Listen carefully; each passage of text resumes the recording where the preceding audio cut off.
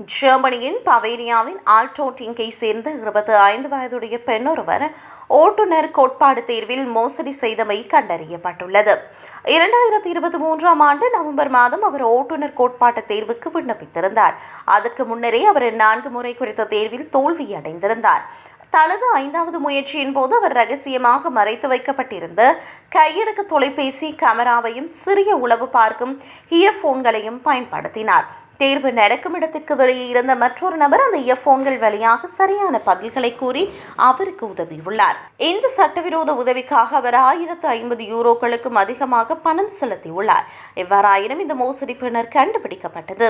இதன் காரணமாக குறித்த பெண் மோல்டார் ஃபார்மினில் உள்ள மாவட்ட நீதிமன்றத்தில் கடந்த 7ஆம் தேதி முன்னிலையாக வேண்டியிருந்தது. இதன்போது தேர்வு முடிவுகள் நேர்மையாக பெறப்பட்டவை அல்ல என்பதால் அவர் மோசடி மூலம் தனது ஓட்டுநர் உரிமத்தை பெற்றதாக நீதிமன்றம் கூறியது. இவ்வாறு இருக்க 4வது முயற்சியின் போது வேறொரு நபருக்கு 600 யூரோக்கள் கொடுத்ததாலும் பின்னர் அவரால் மிரட்டப்பட்டதால் தனக்கு பயமாக இருந்ததாகவும் குறித்த பெண் தெரிவித்துள்ளார். இந்த விளக்கத்தை கேட்ட பிறகும் நீதிபதி அவரது காரணத்தை நிராகரித்து அந்த குற்றத்திற்காக அவரது அபராதம் விதித்தது. இந்நிலையில் ஜெர்மனியில் பலர் ஓட்டுநர் தேர்வுகளில் தோல்வியடைந்து வருவதாக அறிக்கைகள் காட்டுகின்றன.